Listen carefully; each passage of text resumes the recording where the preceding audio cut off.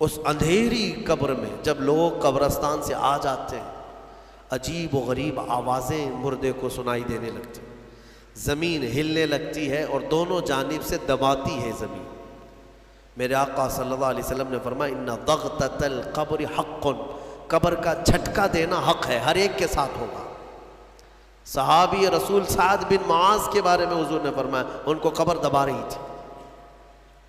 قبر سب کو دبائے گی، لیکن کچھ کو ایسے دبائے گی کہ ان کی ہڈی پسلیاں الگ ہو جائیں، اور کچھ کو محبت سے دبائے گی۔ لیکن فرمایا کہ قبر جو ہے اس وقت اندھیری اور پھر عجیب و غریب آوازیں، تنہائی الگ، کوئی نہیں ہے، قریب کوئی نہیں ہے۔ اس وقت کچھ لوگوں کی قبر میں ایسا ہے کہ اچانک ایک نورانی شکل کا نوجوان سرانے کے پاس آ کر بیٹھتا ہے اور کہتا ہے میں تیرا دوست ہوں، تو گھبرا مت، میں تیری دوستی نبھانے آیا ہوں۔ مردہ پلٹ کر کے دیکھتا ہے، پوچھتا ہے تو کون ہے؟ تو کہتا ہے میں اللہ کا کلام قرآن پاک۔ میرے عزیزو، قرآن عظیم پڑھنے میں بھی وہ لطف ہے، سننے میں بھی وہ لطف ہے۔ قیامت کے دن فرمایا جائے گا، یہ بھی حدیث پاک ہے، کہ جو قرآن پڑھتا تھا اسے رب تعالیٰ فرمائے گا قرآن پڑھتا جا، قرآن پڑھتا جا۔ وہ جب قرآن پڑھتا جائے گا تو اسے حکم ہوگا ایک ایک آیت پڑھ اور ایک ایک درجہ اوپر جا، ترقی کرتا جا۔ وہ قرآن پڑھتا رہے گا اور درجات کی بلندی اس کی ہوتی رہے گی۔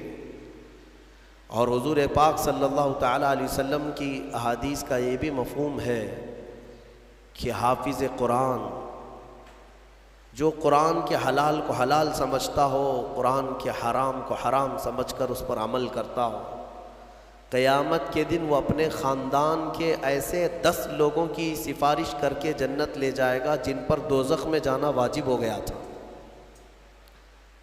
اپنے خاندان کے ایسے 10 افراد کو لے جانے کی اسے اجازت دی جائے گی۔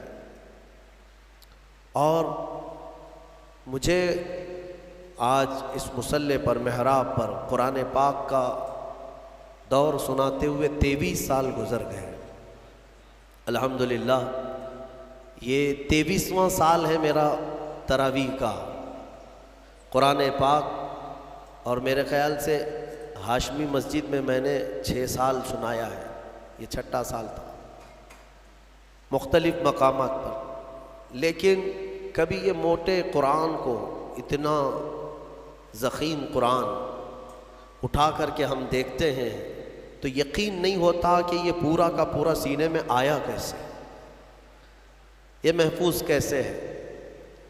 اور جب بندہ پڑھنے لگتا ہے حافظ قرآن، حقیقت میں بتاؤں، میں اپنی بات بتا رہا ہوں، باقی دوسرے حفاظ اکرام وہ بہتر جانتے ہیں، ہماری محنت سے کچھ نہیں ہوتا۔ جب پڑھنے کے لیے وہ کھڑا ہو جاتا ہے تو من جانب اللہ، خود اللہ تعالیٰ اس کی مدد فرماتا ہے۔ اگر اللہ رب العزت دروازے نہ کھولے تو وہ ایک آیت آگے نہیں بڑھ پائے گا۔ ہاں، یہ رب تبارک و تعالیٰ کی طرف سے انعام ہے، اکرام ہے۔ میرے عزیزو، یہ قرآن یاد کرنے کے لیے جب بچے بھی کوشش کرتے ہیں تو 5 سال کے بچے بھی حافظ قرآن بنے، دنیا میں ریکارڈ ہے۔ اور آپ کو پتہ ہے حضرت سیدنا مخدوم جہانگیر اشرف سمنانی رحمۃ اللہ تعالیٰ علیہ 7 سال کی عمر میں قرأت سبع یعنی 7 قرأتوں کے ساتھ حافظ قرآن ہو چکے تھے۔ وہ بڑے بڑے علماء بھی نہیں آج 7 قرأت جانتے ہیں۔ 7 قرأتیں ہیں قرآن پاک کی، سب میں الگ الگ انداز ہے پڑھنے کے، اور وہ ایک عربی لینگویج جاننے والا، نحو اور صرف اور ان تمام امور کو جاننے والا یہ قرأت سبع بہتر سمجھ سکتا ہے، عام لوگوں کے سمجھ میں نہیں آئے گی یہ چیزیں۔ وہ 7 سال کی عمر میں 7 قرأتوں کے ساتھ حافظ تھے۔ میرے عزیزو، یہ قرآن آج بھی معجزہ ہے، سینوں میں یوں ہی نہیں آتا، بڑا ذہین بھی ہو اور رب تبارک و تعالیٰ کی مرضی نہ ہو تو اس کے سینے میں ایک پارہ بھی نہیں آتا۔ اور کبھی ہم نے دیکھا ہے بڑا کند ذہن ہے، کچھ آتا نہیں ہے، اسکول میں 0 تھا، لیکن قرآن حفظ کرنے پر لگا تو پورا حافظ قرآن بنا ہے۔ ایسے بھی میں جانتا ہوں جن کو 2+2 معلوم نہیں ہے لیکن حافظ قرآن ہو جاتے ہیں۔ یعنی اس قدر دیہات سے آئے ہوئے بچے تھے جن کو کچھ نہیں معلوم تھا لیکن قرآن پورا یاد تھا۔ یہ معجزہ ہے قرآن کا۔ اعلیٰ حضرت امام محمد رضا خان فاضل بریلوی رضی اللہ عنہ عالم تھے، بڑے مفتی تھے۔ آپ اندازہ کریں 14 سال کی عمر میں وہ مفتی بن چکے تھے۔ 13 سال کچھ مہینے، جس دن وہ بالغ ہوئے اس دن پہلا فتویٰ انہوں نے لکھا ہے 14 سال کی عمر میں۔ بہترین عالم، بہترین مفتی، لیکن حافظ نہیں تھے آپ، قرآن کے حافظ نہیں تھے۔ کسی نے آپ کو خط میں القاب لکھا، حضرت علامہ مولانا حافظ و قاری احمد رضا خان صاحب، اس میں حافظ و قاری کا بھی لقب لگا دیا۔ دوسرے ہوں تو پھیل جائیں گے کہ جتنے لقب فری میں ملے اچھا ہی ہے۔ اعلیٰ حضرت نے دیکھا کہ میں حافظ ہوں نہیں اور لوگ مجھے حافظ سمجھ رہے ہیں۔ یہ شعبان کی آخری تاریخ تھی، شاید دوسرے دن سے رمضان شروع ہو رہا تھا۔ آپ نے اس خط والے کے گمان کے مطابق اپنے آپ کو اتارنے کے لیے عزم کر لیا کہ اس کے خط کا جواب بعد میں لکھوں گا، حافظ قرآن پہلے بنوں گا، کیونکہ اس نے حافظ کہا ہے، مجھے حافظ قرآن کہا۔ تو اعلیٰ حضرت کا معمول یہ تھا کہ روزانہ رمضان میں فجر سے لے کر کے شام تک ایک پارہ یاد کرتے تھے اور تراویح میں ایک پارہ سنا دیتے تھے، یہاں تک کہ 29ویں رمضان کو یا 27 کو آپ مکمل 1 مہینے کے اندر حافظ قرآن ہو گئے۔ 1 مہینے کے اندر حافظ قرآن، ہاں 1 مہینے میں وہ حافظ قرآن ہو گئے۔ قرآن کا یہ معجزہ ہے۔ اللہ تبارک و تعالیٰ وہ جس کے سینے میں چاہے اس کو عطا فرماتے۔ میرے عزیزو، آج بھی بہت سارے ایسے بچے ہیں جو قرآن کو یاد کرتے ہیں بہت بچپن میں، اور ان کے ذہن کے دریچے ایسے کھل جاتے ہیں۔ آپ نے مولانا حارث صاحب کے پیچھے بھی تراویح پڑھی ہے، یہ ہمارے بھتیجے ہیں، انہوں نے تقریباً 4.5 مہینے میں پورا حفظ قرآن کیا۔ الحمدللہ انہوں نے بھی ایک ریکارڈ قائم کیا تھا، اور اپنے سبق کے دوران انہوں نے 29واں پارہ 2 دن میں پورا پارہ سنایا تھا، آدھا پارہ ایک دن یاد کر لیا۔ تو یہ اپنے کمال کی بات نہیں، یہ اپنے کسب اور اپنے ذہن کی بات نہیں، رب تبارک و تعالیٰ کی عطا اور فضل۔ امام اعظم ابو حنیفہ کے ایک شاگرد ہیں امام محمد، یہ چھوٹی عمر میں امام اعظم کے پاس پڑھنے کے لیے آئے، داڑھی نہیں تھی، چھوٹے تھے۔ تو امام اعظم ابو حنیفہ رحمۃ اللہ علیہ کے پاس بڑے بڑے ان کے جو شاگرد تھے، علماء تھے، محدثین بیٹھتے تھے، اس میں ایک چھوٹی عمر کا لڑکا آیا ہے۔ تو امام اعظم نے ان کو ٹال دیا کہ جاؤ بات، لیکن شوق اتنا تھا امام محمد کا کہ وہ ہٹنے کو تیار نہیں تھے۔ امام اعظم ابو حنیفہ نے ان کو ٹالنے کے لیے کہا کہ بیٹا میں انہی کو پڑھاتا ہوں جو حافظ قرآن ہوتے ہیں، تم حافظ ہو؟ کہا حافظ تو نہیں، حافظ بننے میں 2-3 سال لگ جائیں گے، جب تک تھوڑا سا جوانی آ جائے گی پھر سمجھ لے گا۔ کہا جاؤ حفظ کر کے آؤ۔ وہ گئے، 8 دن کے بعد پھر آئے امام اعظم کے پاس، کہا کہ حضور مجھے شاگردی میں لے لیجئے۔ کہا میں تم کو پچھلے ہفتے بھیجا تھا حافظ بن کر کے آنا، انہوں نے کہا میں پورا حافظ بن کر کے آیا ہوں 8 دن کے اندر۔ میرے عزیزو، یہ اللہ تبارک و تعالیٰ کی طرف سے انعام ہے، اور میرے آقا صلی اللہ تعالیٰ علیہ وسلم کا زندہ معجزہ ہے۔ اللہ تبارک و تعالیٰ اس قرآن پاک کی خوب برکتیں ہمیں عطا فرمائے۔ قرآن کو نہ چھوڑو اے میرے عزیزو، قرآن کو چھوڑ کر کے آج اس قدر گمراہی آئی ہے۔ وہ زمانے میں معزز تھے مسلمان ہو کر، آج ہم خار ہیں تاریک قرآن ہو کر، قرآن کو چھوڑ کر ذلیل ہیں ہم۔ قرآن کو چھوڑنے کی وجہ سے یہ ساری آفات ہیں۔ اور پچھلی قوموں کے بارے میں قرآن میں اللہ تعالیٰ نے فرمایا، اللہ تعالیٰ ان سے فرمایا خذوا ما آتیناکم بقوہ، ہم نے جو تمہیں دیا ہے وہ مضبوطی سے پکڑو۔ یعنی یہودیوں کو تورات دی گئی تھی، بنی اسرائیل کو زبور دی گئی تھی، اور ہر ایک امت کو یہ کہا گیا ہے کہ مضبوطی سے یہ کتاب تھامے رہو. جو اللہ کی کتاب اتری ہے یہ صرف اور صرف جھاڑ پھونک کے لیے نہیں ہے، یہ تمہاری پوری زندگی کا دستور آیا ہے. ہاں کل کیا ہونے والا ہے یہ قرآن میں پڑھو، یہ بے خبر نجومی تمہیں کیا بتائیں گے. قرآن عظیم تمہاری زندگی کا پورا دستور العین ہے. اس کو چھوڑ کر کے ہم ادھر ادھر کی آج ٹھوکروں پر مجبور ہو چکے ہیں. میرے عزیز و حیرت ہے ہماری قوم کو، طوطے کے پاس جا کر کے اپنا بھوش پوچھتے ہیں چٹھی نکال کر کے کہ میرا بھوش کیا ہونے والا ہے.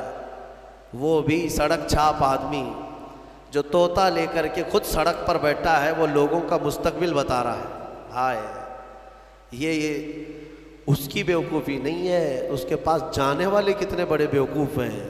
مستقبل تمہارا بتا رہا ہے اور خود جو ہے سڑک چھاپ بنا ہوا ہے.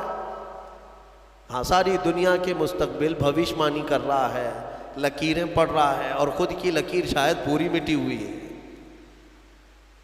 عقل ہے یا نہیں ہے جو لوگ اس طرح کی جگہ پر جاتے ہیں؟ میرے آقا صلی اللہ علیہ وسلم نے فرمایا من اتا بکاہن فقد کفر بما انزل علی محمد. جو کسی کاہن جوتش کے پاس گیا، میرے آقا فرماتے ہیں اس نے محمد کا انکار کر دیا صلی اللہ علیہ وسلم. محمد صلی اللہ علیہ وسلم پر جو کچھ اتارا گیا ہے اس کا اس نے انکار کر دیا. کیوں جاتے ہو؟ قرآن تمہارے پاس سب سے بہتر کتاب ہے. قرآن عظیم ساری چیزیں تمہارے پاس. اللہ تعالیٰ نے فرمایا وَلَا رَطْبٍ وَلَا يَابِسٍ إِلَّا فِي كِتَابٍ مُبِينٍ. کوئی خشکی اور کوئی تری کی بات ایسی نہیں ہے جو ہم نے قرآن میں بیان نہ کیا ہو، سب ہے قرآن میں. اور جو جس طرح سے اس سے فائدہ اٹھائے گا وہ اس کے ظرف کی بات ہے. میرے عزیزو کم سے کم آج اتنا تو کرو کہ تلاوت تو کثرت سے شروع کر دو.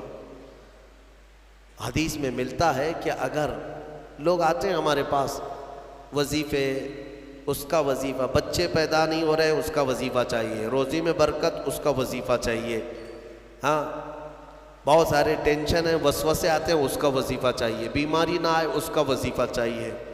وظیفے انہی سب کے چکروں میں پڑے ہوئے. حالانکہ حدیث میں ہے کہ قرآن کی تلاوت تمہیں سارے ذکر سے بے نیاز کر دے گی. اگر قرآن کی تلاوت میں کوئی بندہ مصروف ہے، اس کے بارے میں فرمایا کہ اگر اس کو دعا کرنے کا وقت نہیں ملا اور وہ قرآن کی تلاوت میں مصروف ہے تو فرمایا کہ مولا تعالیٰ اس کو سارے لوگوں کی دعا کے برابر عطا فرمائے گا. وہ بندہ رحمان کا کلام پڑھ رہا ہے، دعا کرنے کا اگر اسے وقت نہ ملا تو بھی مولا اس سے راضی ہے.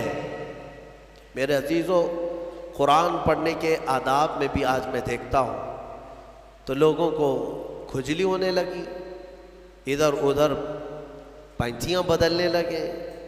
قرآن پاک پڑھتے وقت تمہارے اندر رقت طاری ہو تو سمجھ لینا ایمان بھر گیا ہے. قرآن کی یہ صفت بتائی گئی وَإِذَا تُلِيَتْ عَلَيْهِمْ آيَاتُهُ زَادَتْهُمْ إِيمَانًا. یہ کون لوگ ہیں جو اللہ تبارک و تعالیٰ کے پرہیزگار بندے کون ہوتے ہیں؟ ان کے بارے میں اللہ فرما رہا ہے کہ جب ان کے پاس قرآن کی آیتیں تلاوت کی جاتی ہیں تو ان کا ایمان بڑھ جاتا ہے. وَجِلَتْ قُلُوبُهُمْ. ان کا دل ہلنے لگتا ہے شوق سے اللہ کی بارگاہ میں. حضرت امام اعظم ابو حنیفہ رحمۃ اللہ تعالیٰ نے مغرب کی نماز کے لیے حاضر ہوئے، صرف قاری قرآن نے اذا زلزلت الارض زلزالہا یہ سورہ پڑھی، اتنا رونے لگ گئے.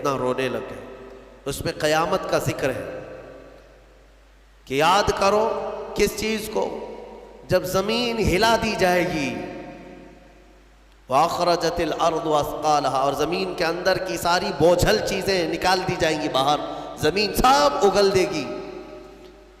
اور سورہ قارعہ میں اللہ نے فرمایا یوم یکون الناس کالفراش، لوگ اس دن پتنگوں کی طرح ہوں گے، اڑ رہے ہوں گے. وَتَكُونُ الْجِبَالُ كَالْعِهْنِ، اور پہاڑ روئی کے پھاہے ہوتے، روئی کے اس طرح پہاڑ جو ہے ہواؤں میں اڑ رہے ہوں گے. پورے بڑے بڑے پہاڑ روئی کے پھاہے کے طرح اڑ رہے ہوں.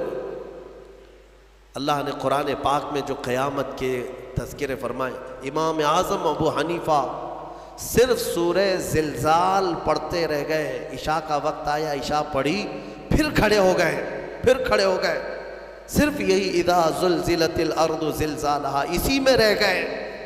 اتنا روتے کہ ان کی داڑھی سے آنسوؤں کا پانی ٹپ ٹپ ٹپ گرنے لگا مسجد کے اندر۔ آپ کی عمر اس وقت قریب 70 سال کی ہے، قریب 70 سال کی۔ میں بتاتا ہوں، جس امام اعظم نے 4000 ختم قرآن کیے ہیں، 5 لاکھ حدیثیں انہیں یاد ہیں، 1000 سے زیادہ بڑے بڑے محدث شاگرد پیدا کیے اور لاکھوں مسائل کا حل بیان کر دیا، امت پر اتنا بڑا احسان ہے۔ وہ امام اعظم ایک سورہ پڑھ کر کے رات کے وقت کیا کہہ رہے ہیں جانتے ہیں؟ ان کے ایک شاگرد ہیں مسعر، وہ کہتے ہیں میں رات کے وقت جا کر دیکھا میرے استاد ابھی تک کھڑے، مغرب میں جو گئے تھے ابھی تک کھڑے۔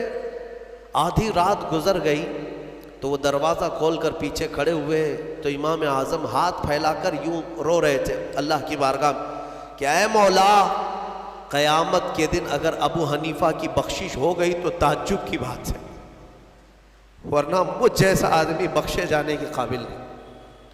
امام اعظم کہہ رہے ہیں میری بخشش ہو گئی تو تعجب کی بات ہے، جس نے 4000 ختم قرآن کیے ہوں۔ اور پھر یوں کہتے ہیں مولا میرے پاس بخشے جانے کے لائق کچھ ہے نہیں سوائے سفید داڑھی کے، اور تو نے فرمایا ہے کہ سفید داڑھی والے کو عذاب دینے میں مجھے حیا آتی ہے، مولا میری سفید داڑھی کو دیکھ کر مجھے معاف کر دینا۔ یہ قرآن میں محو ہونے والوں کا انداز ہے، اور ہمارے ہاں برسوں ہو جاتے ہیں ہم خوف الہی سے نہ روتے ہیں نہ ہی ہمارے جسم ہلتے ہیں۔ ہمیں کس چیز کا غرور ہے؟ ہمیں کس چیز سے اطراء ہے؟ کیا ہے ہمارے پاس؟ دنیا کے جو سب سے اچھے لوگ تھے وہ صحابہ تھے۔ ایک بار وہ زور سے ہنس رہے تھے تو میرے آقا نے صرف ان کو اتنی بات پر پوچھا کیا تم سبوں نے قیامت کی تیاری کر لی؟ تو اتنی زور سے ہنستے کس بات پر؟ صحابہ ہنسنا بند کر دی۔ اور ہمارے حال یہ ہے، نہ وضو ڈھنگ کا ہے، نہ قرات ڈھنگ کی ہے، نہ نمازیں ہو پائی ہیں، کچھ نہ ہو کر کے بھی ہمارا سینہ چوڑا کر کے ہم زمین پر گھوم رہے ہیں۔ اللہ کے خوف سے لرز جاؤ، اور قرآن عظیم کی تلاوت جو بندہ کرتا ہے کثرت سے، اللہ تعالیٰ کا وہ ایسا محبوب ہوتا ہے، ایسا محبوب کہ آپ دیکھنا موت کے وقت بھی اس کے چہرے پر نور طاری ہو جاتا ہے، ہاں اس کے لبوں پر مسکراہٹ ہوگی۔ قرآن کثرت سے پڑھنے والے کی روح آسانی سے نکالی جاتی ہے۔ امام احمد بن حنبل بڑے امام ہیں، فرماتے ہیں نزا کیا وقت تھا ان کے، اور اس وقت سے کوئی باہر آتا نہیں، لیکن اللہ تبارک و تعالیٰ جسے چاہے موت کے منہ سے نکالے۔ ان کے ساتھ ایسا ہوا کہ قریب موت کا وقت آ گیا اور سانس جو ہے پھڑکنے لگ گئی، ہلکی ہلکی ہو گئی، لگتا کہ اب روح نکلے گی، تب روح نکلے گی۔ اسی اثنا میں وہ کہتے ہیں کہ شیطان قریب آ گیا، شدت کی پیاس لگی تھی، اور شیطان، کس کی بات کر رہا ہوں؟ امام احمد بن حنبل، شدت کی پیاس لگی تھی اور وہ پانی لے کر قریب آیا اور بار بار مجھے اپنی طرف بلاتا تھا، کیونکہ پانی کے لیے آدمی کہیں پر بھی چلا جائے۔ وہ کہتے ہیں کہ مجھے اندازہ تھا کہ یہ ابلیس ہے، مجھے بہکا رہا ہے، لیکن پانی کی خواہش بھی ہے۔ اور اس کے بعد وہ آپ سے بحث کرنے لگا کچھ معاملات پر، موت کے قریب، جبکہ بولنے کی طاقت بھی نہیں۔ تو اچانک ایک خوبصورت نوجوان آیا، اس نے گھونسے مار مار کر کے شیطان کو بھگا دیا۔ شیطان بھاگ گیا، ڈر کر کے بھاگا۔ امام احمد بن حنبل کہتے ہیں مجھے سکون ہوا، کم سے کم اس کی شرارتوں سے بچ گیا۔ وہ نوجوان اتنا حسین تھا، بہت خوبصورت تھا۔ میں نے اس سے پوچھا کہ میں نے تجھے زندگی میں کبھی دیکھا نہیں، تو کون ہے؟ وہ نوجوان کہتا ہے احمد بن حنبل، میں سورہ یاسین ہوں، جس کو تم روزانہ تلاوت کرتے تھے۔ اللہ نے مجھے آج یہ شکل دی اور اس ابلیس کو میں نے مار کر بھگایا کہ تمہاری نزا میں وہ تمہیں گمراہ نہ کر سکے۔ بہرحال یہ کیفیت ان کی ختم ہوئی، آپ نے یہ بیان کیا، پھر بعد میں دوبارہ آپ شاید نزع کے عالم میں گئے اور انتقال ہوا۔ لیکن میرے عزیزو اندازہ کرو، اتنے بڑے امام جن کا حال یہ ہے کہ لاکھوں حدیثوں کے وہ حافظ ہیں، ان کے ساتھ ابلیس اخیر وقت میں ایسے شدت سے گمراہ کرنے کی کوشش کرتا ہے، تو ہمارا اور تمہارا کیا حال ہوگا؟ اگر کوئی چیز اس وقت بچائے گی تو یہ اللہ کا کلام، یہاں تک کہ جب قبر میں دفن کر کے لوگ چلے جاتے ہیں تو قبر کے حالات بہت سخت ہیں۔ قبر بڑی چھوٹی ہے، ہم خود ہی کھودتے ہیں، جانتے ہیں کتنی قبر ہوتی ہے۔ اپنے مردوں کو آپ دفنا کر کے آتے ہیں، اتنی ہوتی ہے کہ کروٹ بھی نہیں لے پاتا مردہ، اور وہ بھی اس کو اتنا ٹائٹ کر کے نیچے پتھر یا اینٹ یہ ڈھیلے سب رکھ کر کے قبلے کی طرف کر کے اس کو بند کر کے آ جاتے ہیں۔ پتہ ہے کس قدر گھبراہٹ ہوتی ہے، بہت گھبراہٹ ہوتی ہے۔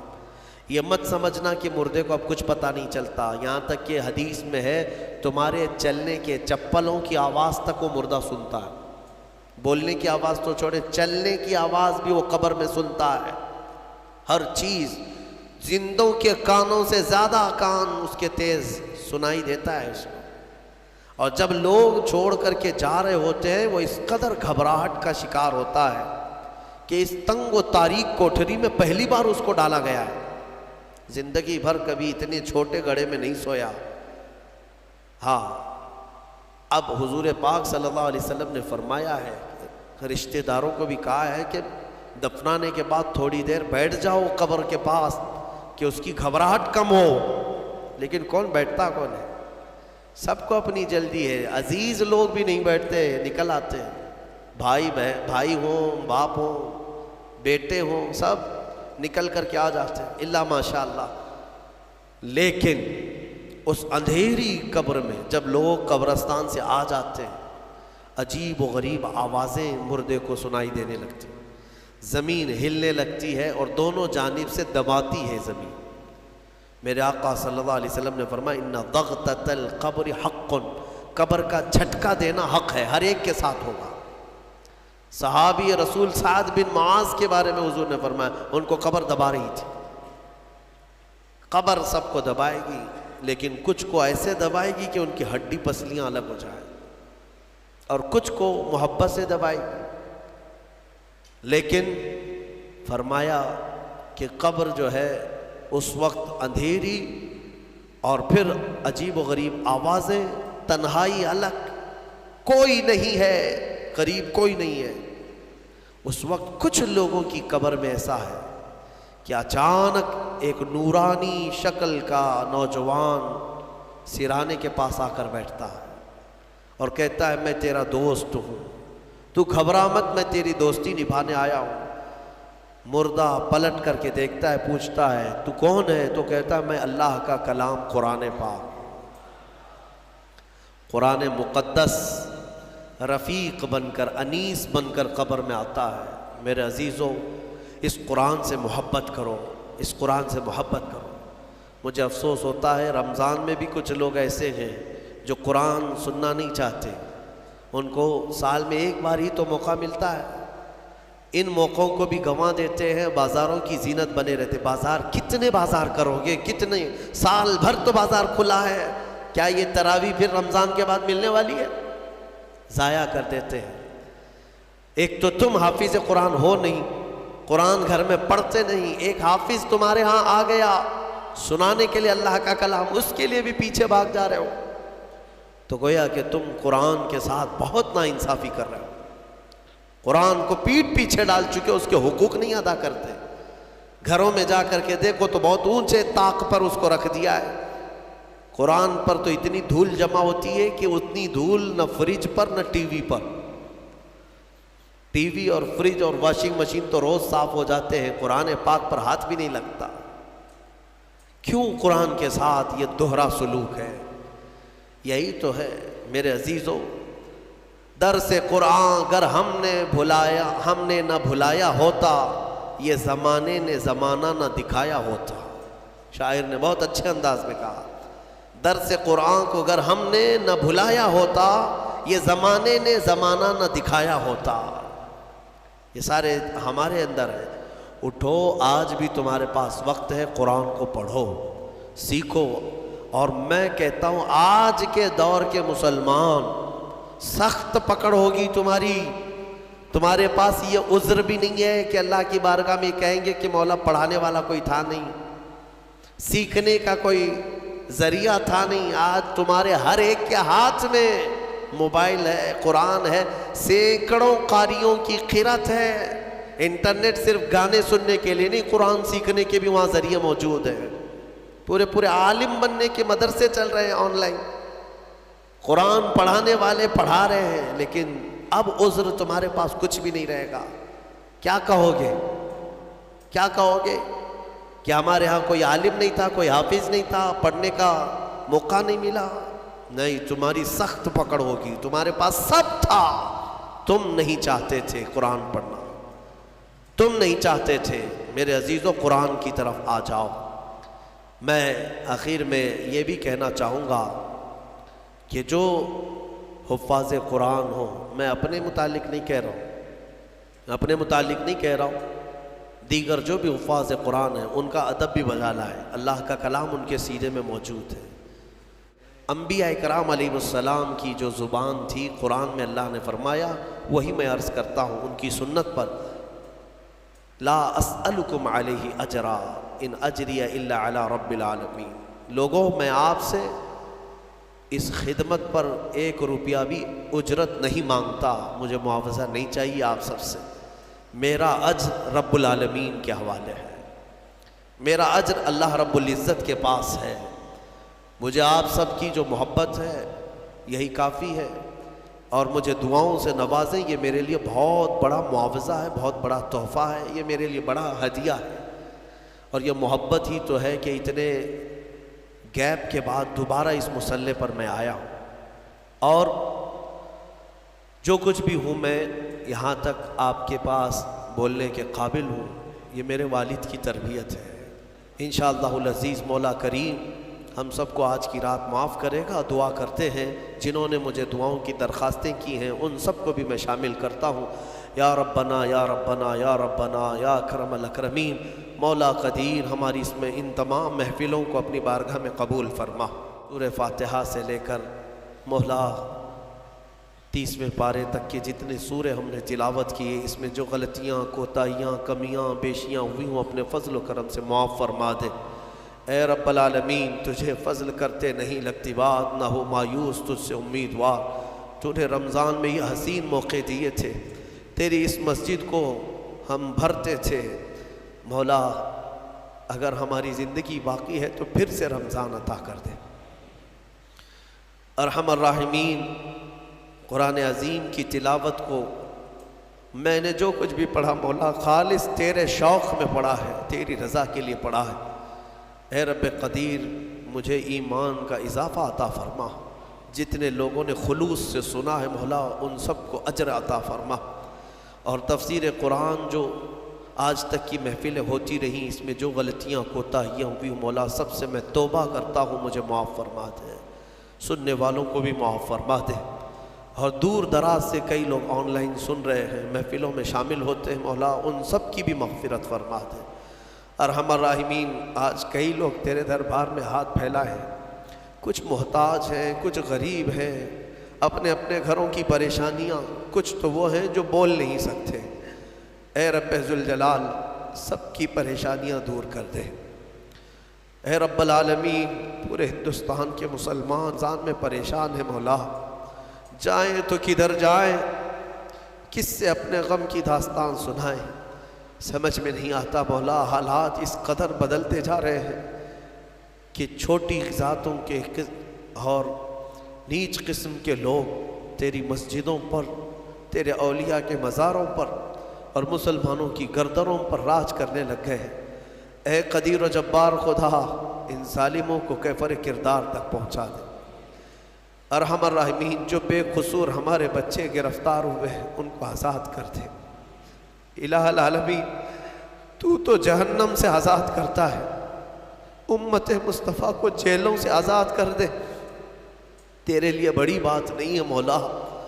جو بچے ناحق گئے ہیں ان کو آزادی عطا کر، ظالموں کے چنگل سے انہیں آزاد کر دے یا ارحم الراحمین۔ مولا یہاں پر جتنے حاضر ہیں اور جو دور دراز سے سن رہے ہیں سب کو قرآن عظیم کا شوق عطا فرما، آخری سانس تک مولا قرآن کی تلاوت کرنے اور سننے کی توفیق عطا فرما۔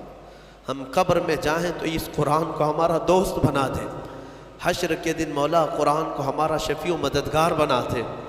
ارحم الراحمین، میں گنہگار ہوں اور بڑے مرتبوں کی خواہش، تو کریم ہے خدایا، تیری بندہ پروری ہے، صرف آج کی رات اتنی التجا ہے، کل قیامت کے دن جب تیرے حبیب محمد مصطفیٰ صلی اللہ علیہ وسلم ہزاروں غلاموں کی جھرمٹ میں جنت کی طرف جا رہے ہوں، ان غلاموں میں ہمیں شامل فرما دے مولا، جہنم سے آزاد ہونے والوں میں ہمیں شامل فرما دے۔ خصوصیت کے ساتھ یہاں پر جتنے لوگوں نے بھی میرے ساتھ محبت کا سلوک کیا سب کو اپنی شان کے مطابق اجر عطا فرما۔ میں فقیر آدمی ان کی محبتوں کا صلہ نہیں دے پاؤں گا، مولا سب کو تو اپنی شان کے مطابق اجر عطا فرما۔ ہمارے بچے، ہمارے شاگرد جو روزانہ قرآن پڑھتے تھے، سنتے تھے، اراکین، انتظامیہ، معاونین، امام، خطیب، سب کو مولا اپنی شان کے مطابق اجر عطا فرما۔ خصوصیت کے ساتھ میرے والد گرامی کی مغفرت فرما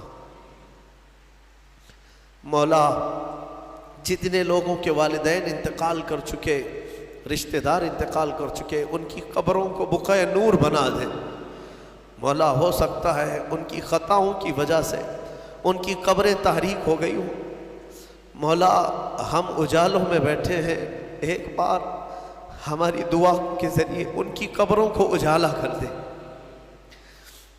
مولا۔ تو ارحم الراحمین ہے، تو ارحم الراحمین ہے، ہمارے والدین کی قبروں کو اجالا کر دے مولا، ان کو رحمت و انوار کی بارشیں عطا کر، جو کچھ بھی جانے انجانے میں ان کی زندگیوں میں خطائیں ہوئی وہ معاف کر دے، سخت سوالات نہ کر، نکیرین کے سوالات سے مولا ان کو آزادی دے دے، آسانی عطا کر، جوابات میں آسانی عطا فرما، قبر کے دبانے سے بچا لے۔ اے رب العالمین، ہم جنت میں جانے کے قابل تو نہیں ہیں مگر تیری جہنم کا عذاب سہنے کے بھی قابل نہیں ہیں، بخش دے بس تیرے فضل سے مولا، تیرے فضل سے بخش دے اور تو ہمیں بے حساب جنت عطا فرما دے۔ کل قیامت کے دن اگر تو ہم سے سوال کرے گا تو مولا ہمارے پاس ایک سوال کا بھی جواب نہیں ہے، اے رحم الراحمین ہم کو بغیر حساب کے معاف کر دے، معاف فرما دے یا ربنا یا ربنا یا ربنا یا اکرم الاکرمین، تقبل دعاءنا بحرمت جد الحسن والحسین، ان اللہ وملائکتہ یصلون علی النبی یا ایہا الذین آمنوا صلوا علیہ وسلموا تسلیما، اللہم صل علی سیدنا محمد معدن الجود والکرم وآلہ واصحابہ الکرام وابنہ الکریم وبارک وسلم۔ سبحان ربک رب العزة عما يصفون وسلام على المرسلين والحمد لله رب العالمين وآخر دعوانا الحمد لله رب العالمين۔ السلام علیکم۔